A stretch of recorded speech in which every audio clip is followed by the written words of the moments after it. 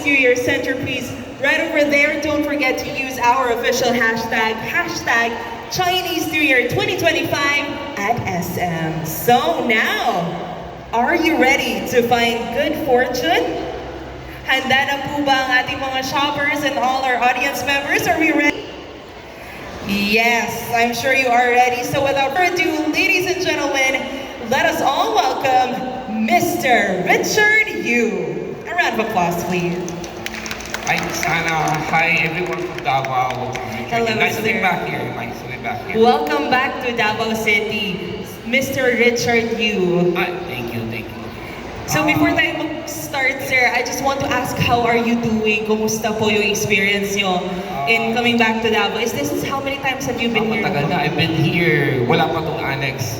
Doon Okay. pa sa original. I started yan sa original. So medyo matanda. Okay.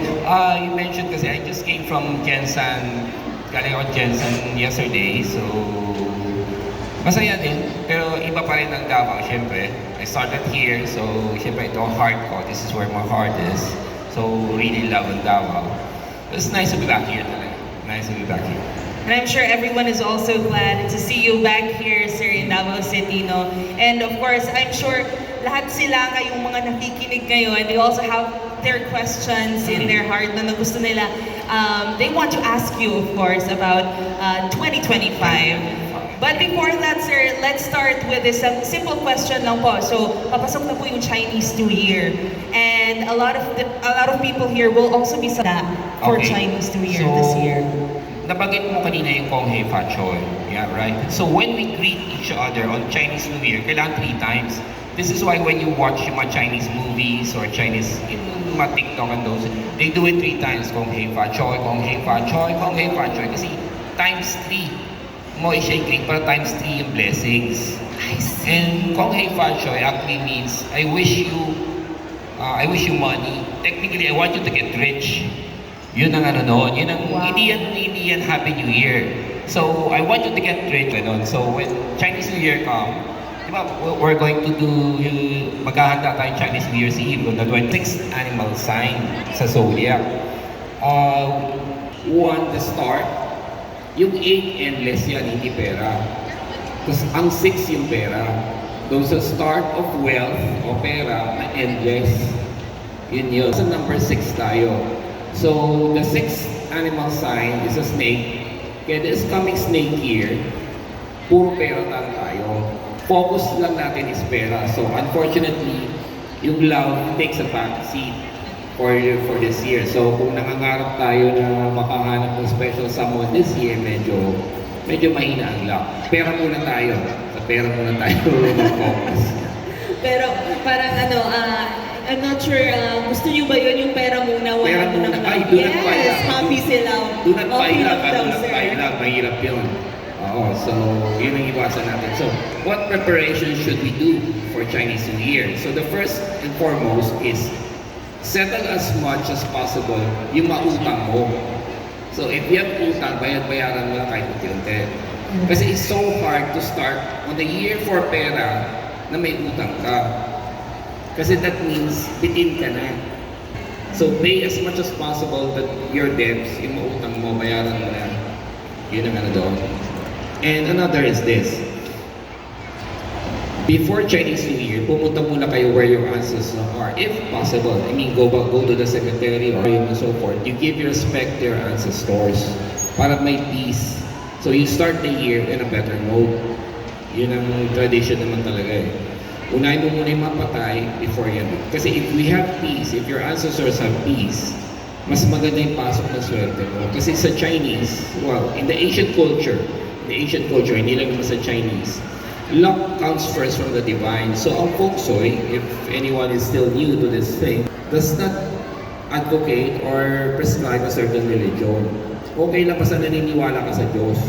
May you be Jewish, Islam, Hindu, Buddhist, Catholic, okay yung walang problema. Now, magkagaling sa taas, pero it will filter sa ancestors mo first, bago dumating sa atin. So, if, let's say, ang ancestor mo is someone that is yung galit ka with, kasi galit ka sa kanya, eh, kailangan dumaan ng swerte sa kanya eh. So, mas konti ngayon ang lalabas na swerte para sa'yo. So, you have to learn to forgive. Yun ang important. So, patawarin ni ancestors mo, or kung nakagawa ng kasalanan, let's say, I will not mention a name, kunyari naghudas ngayon kay Inday Sara, so, wala akong sinabing pangalan Wala akong sinabing pangalan. So, well, we have to ask forgiveness ancestor niya. Yun, so, para mas maganda ngayon ang flow. For sure, kasi most of us will be curious, what will be the fortune for Davao, especially with this political thing coming up. So, if we learn to forgive, we do not emphasize on rage or to get revenge or to get even, mas maganda ang pasok ng tao natin. Yun yung emphasize ko ng point. Then, we can start feasting na. Kasi wala tayong galit, wala tayong sama ng loob sa katawan. So, mas happy tayo when we feast. Yun, so, See, so, in summary, first, sir, kailangan wala kang utang. yes. At wala ka rin dalang galit within you. So, make peace with your ancestors, forgiveness, Mm. before you can feast for the Mm. Chinese New Yes. Year. Ang ganda nun, no? Very, very nice. Especially, even if hindi ka familiar with Feng Shui, it's very, very useful Mm. for your life and your peace of mind, of course. Yes. To welcome the new year na walang galit. Oo. Kasi especially sabi ko nga, diba, the snake year, mababa ang non-material luck, which is like love, trust, and so forth. Kasi pera is going to be easier this year. The question mo kasi, mabilis ang pasok ng pera, but will this money, ang question kasi, will this money ma-retain mo? Or baka makuha ng iba? So, kung okay ka lang, bigay ka ng bigay kasi marami ang pasok ng pera, paano next year? Kasi this is the only year that it is wrong. So baka next year, wala ka ng pera. Yun. So, you mentioned, sir, maganda yung pasok ng pera, Mm. but non-material luck Is low. is low. So, what does this mean po ba for everyone here for 2025? For, una-una kasi, before we continue further, ang Davao is in the south. Kasi ang center natin is Manila. Where the capital is, that would be the center. So, Davao is south of Manila. So, ang pwesto talaga, hindi lang year ng pera, even Mindanao, hindi lang Davao, but Mindanao in general, is nasa pwesto ng pera for this year. So, kaya nabanggit ko kanina, we try to start the year with as much as possible na walang negative within us para yung pasok ng pera is smoother, better. Kasi maraming pupunta dito to invest, to take vacation, to partner with us. Kasi remember, si President Trump won, right? Kailan lang siya mabuo? January 20, and he did not invite a certain someone. So, wala akong binanggit na pangalan. So, ano siya? So, technically, medyo mas maganda yung, ibig sabihin, the playing field is level. Opportunities that akala natin will not happen. Kasi pag hindi nanalo si Trump, things would have been different, right? So, pero nanalo siya eh. It was in the chart, in the stars, and so forth and so on. So, everything is back to being fair. Yun ang maganda. So, opportunities here. Ang kailangan natin, we have to make effort to promote our place, our services, our products. Yun ang ano doon.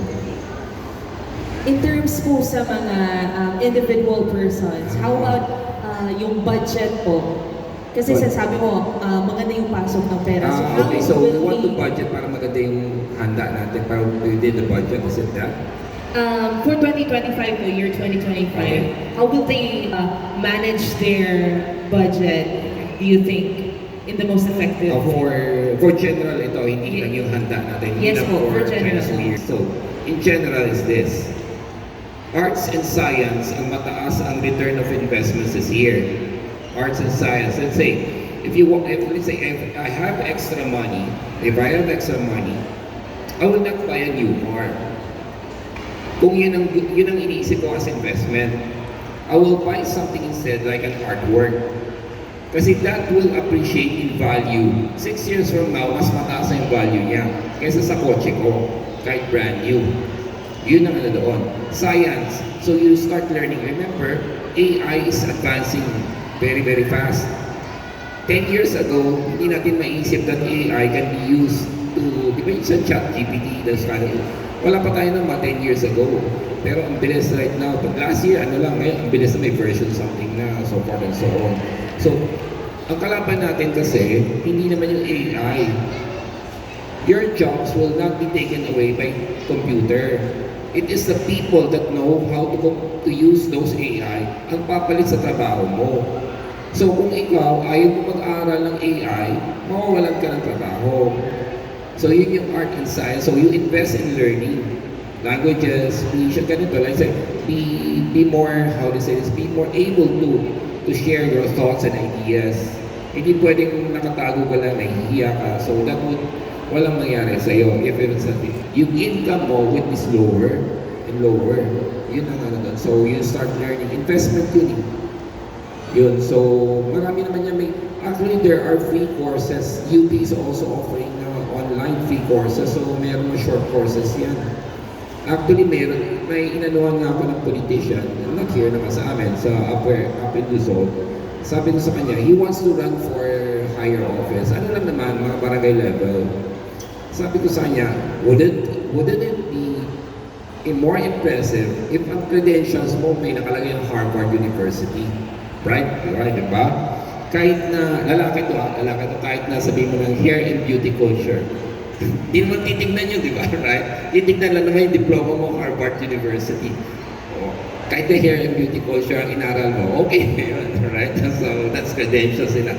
So, it is something that you can use. And it will generate you, then hindi lang income, kundi prestige. Yun ang investment na dapat, para yung pasok ng swerte mo, hindi lang pera, kundi everything in all other aspects, maganda. Kasi pag may ganun ka, syempre proud yung anak mo, proud yung wife mo, or let's say your girlfriend, your boyfriend, it's going to be proud. I know someone that graduated in Harvard, kung may papakita yung hair and beauty culture, papakita yun na lang sa top, yun, pwede na yun. But may may seal naman yun or something like that eh. So, authentic. Tsaka pwede ma-check yan online and that's how it is. So, yun ang that would be my advice for everyone. Invest in science and art. Kasi yan ang malaking return mo in the years to come. Okay, so na-take note ba natin yung lahat? Invest in art and sciences for 2025 because yun yung malaking it will appreciate in the years to come. Alright. So, sinabi mo din kanina, sir, malakas yung pasok ng money, pero yung love, hindi masyado. And merong iba na masaya, na aliw sa nung sinabi mo na malakas yung pasok ng pera, pero I'm sure meron din iba na affected sila, especially yung in a relationship ngayon, sir. Ano po ba what is love for 2025? Okay. Ano mabibigay mo na advice? Kasi nga pera is the stronger aspect this year. So if ang love, ang special someone mo does not bring anything to the table, meaning nun is, ikaw lang na nagtatrabaho and the other one does nothing, totally nothing, hindi naman tumutulong how to put things in order. Okay lang yan kasi kahit house husband lang yan, pero he doesn't share for things, para to ease things. It's going to be very hard for you. Tapos yung mga isang linggong pag-ibig din, it's not going to be worth it this year. Yun ang ko sa inyo. So, maghanap na lang kayo ng virtual girlfriend. Yun na lang. Art and science yun eh. Art and science. So, virtual girlfriend o boyfriend na lang. O, kumuha na lang kayo ng pet. Mas maganda pa yun. Save, go to the, sa dog pound. Dapat pet. Mas maganda yun. That would be a better option. At least loyal sa'yo. Right? Yun ang doon, may return. And also is this, one thing about the snake year, the coming snake year, kasi wala pa pala nga tayo sa nasa dragon year pa tayo. Sabi nila kasi, ang dragon brings swerte. That's why we're going to have a dragon dance come Chinese New Year. Pero kasi, ang manifestation ng swerte is going to happen this year pa lang. Kasi hinatak pa lang ng dragon yung swerte. So the whole dragon year, hinahatak mo papunta sa yung swerte. It is not yet manifesting. Yun ang gusto ko i-emphasize to everyone. Pag sinabi nilang Year of the Dragon, swerte is coming. Totoo yun. Coming siya. Oh, but the whole dragon year, coming ng coming lang yun. Pasok ng pasok. It will only enter you, your place, yung ikaw, tuwas mismo, on the snake year. So kung hindi ka nagtrabaho last year, konti lang ang makukuha mo this year. Kasi hindi ka naman nagtrabaho. Kung ngayon ka magtatrabaho pa lang, too late na. Tapos marirealize mo lang yung, ito rin yun, kasi next year is a year of the horse. Doon mo siya ma-enjoy. Kasi ngayon, the whole year, the whole snake year, pasok lang ng pasok yung pera. This is why I mentioned kanina, the year of the snake is all about money. Yun ang ano doon. So, hindi mo, kasi, kaya, pag hindi mo pa dapat siya gamitin or kailangan, do not spend the money on it. Kaya kanina sabi ko kanina, rather than buy a car, kung hindi mo naman kailangan, invest in arts or sciences para malaki yung payoff mo. So the whole year, tipid-tipid muna kayo. Buy only what you need and what you should invest on. Kasi next year yan, mag-enjoy ka na. So, pwede ka na mag-reserve sana ng iPhone 18. 1.8, hindi 1.7. 1.8 na, like pang ano na, 26 wala. Yun, medyo mataas-taas na ang value. Di ba pag advance order, mas mura? Right? So, ganun na sabi, I will not pay for 17, I will pay for 18 na ngayon pala. So, yun. So, that would be my advice. Actually, di ba pag binenta mo yun, mas mataas ang value. Benta mo na maaga, pagkakuha mo, discounted, so benta mo na mas mataas, kumita ka pa. Tapos bumili ka na ulit ng iPhone 18. Wow! That's a very good strategy. How about, ano sir, lucky colors for 2025? Lucky color, okay. Wood kasi, wood is a wood year. So, bawal tayo sa white. And also kasi, so, pag Chinese New Year, do not wear all white. Malas yun. Pwede tayo mag-red unless you're grieving. So, unfortunately kasi meron kaming unfortunate events sa family, so that's why I'm wearing yellow. Kasi usually I wear red, so I'm wearing yellow. Pwede kang mag-yellow, pero the lucky color pa rin is blue. Kasi wood year. So blue magnifies yung growth. So magandang blue, especially let's say yung huwag naman too light, hindi baby blue, pero huwag naman dark blue. Yung just the normal blue. It's a good color. Actually, it's going to be helpful din kasi that is what I recommend for business types. Let's say you're going to be an executive, you're going to talk before a lot of people in a serious setting, mag-blue ka. Bawas-bawasan natin ang wearing green. Kasi if you wear green, na hindi siya Wednesday, you're going to be misunderstood. You wear red, the reason why we wear red, actually it's good naman ang red. The problem lang with red is mag-hyper ka. And also kasi, we wear red on special events, hindi yan para to draw in swerte. It's to shield us from malas. Yeah, when we do, let's say yung New Year, di ba last New Year's Eve and this coming Chinese New Year, magkakala natin magre-red tayo, so okay like you're wearing red. So, shield mo sarili mo sa malas. Kaya, ang feeling natin, maswerte tayo. Pero it only shields us sa malas. What draws in the luck would be like yung mabilog-bilog na pearls. I think that's pearl, right? So, yung mabilog, di ba that's why we wear polka dot? Yun ang magdodraw ng swerte. Yun ang, so, meron nata dyan sale, so... I'm sure maraming bibili. Baka tumaas ang presyo, bumili na kaya abang maaga. So, those are the basics. Yun ang malaki colors of blue.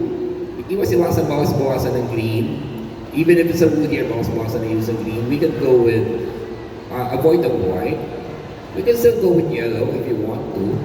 Pero yung mas maganda, the closer to the color gold, we wear red on special events. Pag hindi ka sure, you can go with orange. Huwag lang yung may pink. Kasi, huli ka na, nakawala ka na. So, yun. They get the answer. Okay. Yes, sir. So, I'm sure, sir, meron ding iba dito na nabasa nila yung zodiac signs nila. But for me, can I ask on a personal note, I'm a year of the snake po. So, ano po ba yung ilo-look forward for 2025? Okay, year of the snake. Kasi pag ang animal sign mo is also the animal sign of the year, dalawa lang ang ending mo. Isa either tagasalo ka ng swerte or tagasalo ka ng malas. That's it. Walang safe, safe zone, walang ganun. So it all depends on the kind of people that you surround yourself with. So if the quality of people around you are all puro reklamo lang, kasi puro negative, mga tambay, you're going to absorb all their malas. Kasi di ba pag tambay, all they do is, ay si Chairman, di naman naglilinis. Ay si ganito is doing this and so forth. So you absorb all of those. However, let's say, tambay nga, pero lahat kayo discussing how should we be better than this? Should we take up courses? Should we take up short AI courses? O katulad ng mag-Harvard now, kahit hair and beauty lang. Right? So, anything like that. So, you absorb all of those positive energies. So, pag gano'n ang kasama mo, Miss Hannah, you're going to be better than how you started this year. Ganun ano. So, you have to pick the crowd that you are with. So, kung let's say, yung mga kasama mo, puro reklamo lang, medyo excuse yourself. Sabi mo pag weekends, pag sila kasama mo, medyo layo-layuan mo na. Sabi mo, I have to study, I have to be somewhere, or do some chores. Something like, just excuse yourself. That way, yung year mo, mas maganda pasok. And ending mo is even better. Yun, that's how it is. Pag animal sa akin. So, sa current chi mo naman, pasado naman who are you with. It's good. Pero, just try to keep it a small circle.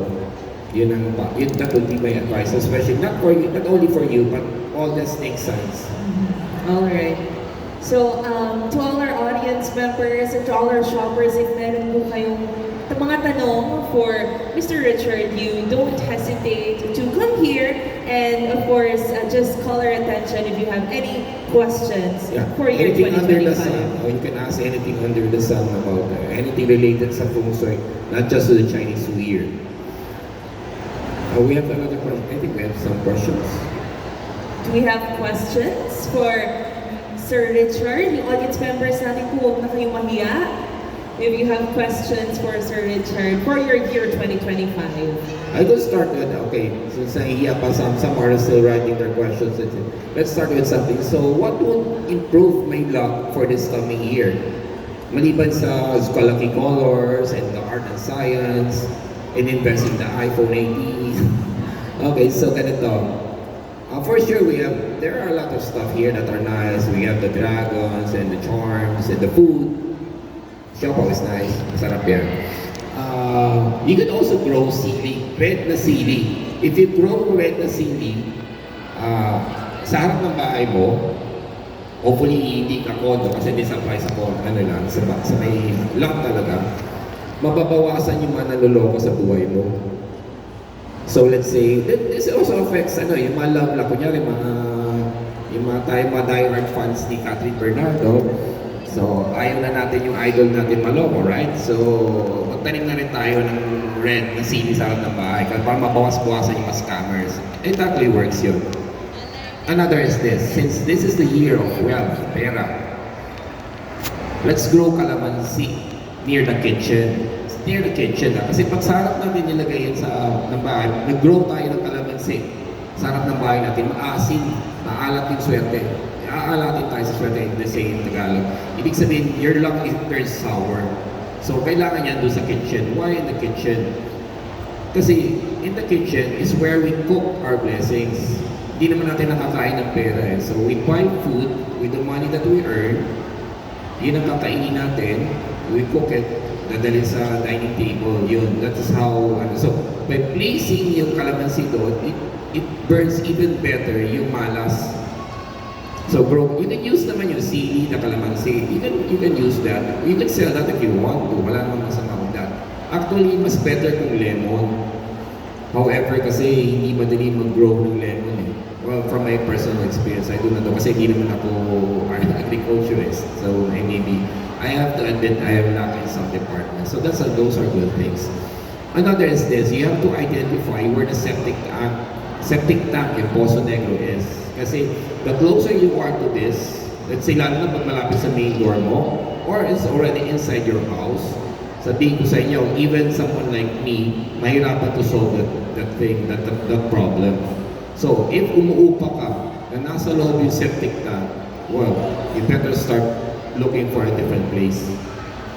Yun ang nadubi. So, you have any other questions? Any questions na? Kahit personal questions, Miss Hannah? We have one question po from our audience member. Could we have some mic, please? May isang question po tayo dito.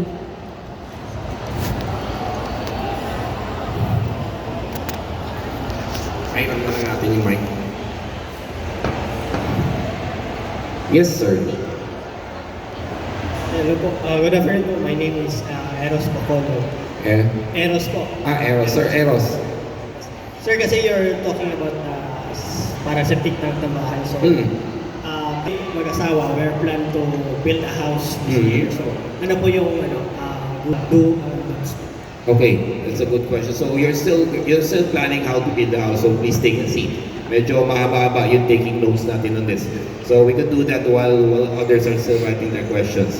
First, the septic tank or poso diagram should not be in front or beside the main door. Else you're going to be poor. May be the left or the right yan, ha? Never place it inside your house. If it's outside, never extend towards that part kasi you're going to be poor. You're going to be really dirt poor. Also is this, kasi maliban sa septic tank is this, do not have a bedroom that is over the main door. Kasi kung hindi, mamamatay ka ng maaga. Yun ang ano ko sa inyo. So do not do. You can use that as a sala or as a hallway, pwede yun. Pero sa Chinese, sa Feng Shui kasi we discourage na may another opening over the main door. Let's say this, yung bottle of water is the main door, wala dapat opening above it. Dapat yung solid wall. Kasi kung hindi, mabilis yung flow ng chi or energy. Pagpasok, dalawang pasok sa taas at sa baba. So nagko-conflict. So it creates distortion of energy. Malas yung place. So another is this, hanapin mo sa labas kasi hindi naman natin covered. Hindi naman natin kasi it's outside of our lot. Yung mga manhole or drainage opening, huwag mo itatapat doon ng door or window mo. Kasi that is also like, yung may window sa taas, mabilis yung labas ng swerte mo rin.